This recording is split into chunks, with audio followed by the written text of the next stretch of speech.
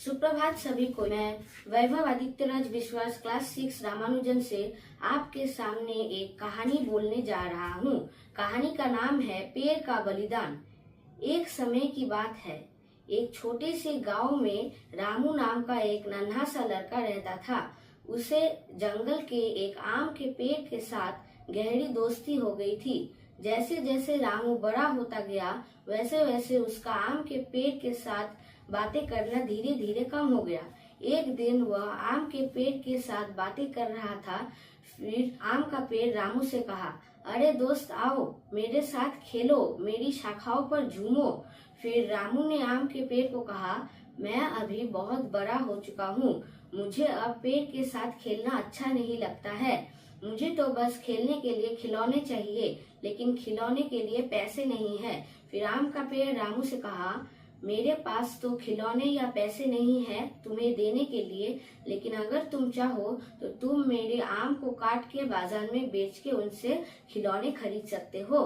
फिर रामू आम काट लिया और उससे बाजार में बेच के खिलौने खरीद के घर खुशी खुशी चला गया। बहुत साल बीत गए, लेकिन रामू आम के पेड़ के पास नहीं आया। एक दिन रामू आम के पेड़ के पास आया तो आम का पेड़ रामू से कहा, अरे दोस्त आओ, मेरे साथ खेलो, मेरी शाखाओं पर झूमो। फिर रामू आम के पेड़ को कहा, मैं अभी जवान बन चुका हूँ और मैं तुम्हारे साथ खेल नहीं सकता हूँ। मुझे तो बस घर बनानी है, लेकिन घर के लिए लकड़ियाँ या पैसे नहीं है। फिर आम का पेड़ रामू से कहा, मेरे पास तो तुम्हें देने के लिए पैसे नहीं है, लेकिन अगर तुम चाहो तो तुम मेरी शाखाओं को काट के उनसे घर बना सकते हो। फिर रामू आम के पेड़ की शाखाओं को काट के घर बना लिया। बहुत साल बीत गए, लेकिन रामू आम के पेड़ के पास नहीं आया।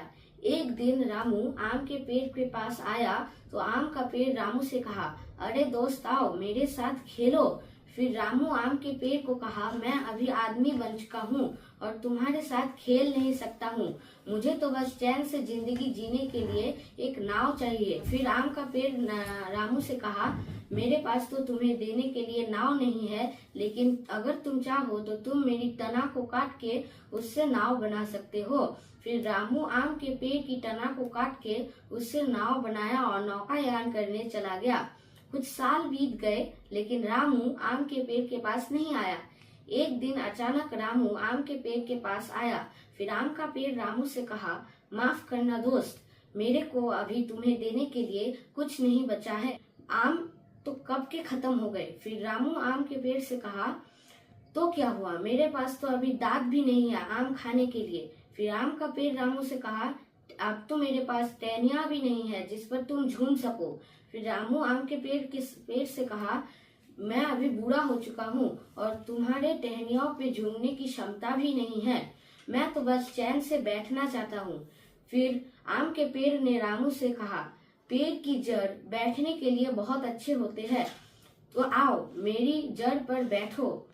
फिर रामू आम के पेड़ की जड़ पर बैठ गया और दोनों एक दूसरे से बातें कर रहे थे दुनिया के बारे में। इस कहानी से हमें ये सीख मिलता है कि पेड़ हमेशा हमारे लिए बलिदान देता रहता है, लेकिन हम उनके लिए कुछ नहीं करते। धन्यवाद।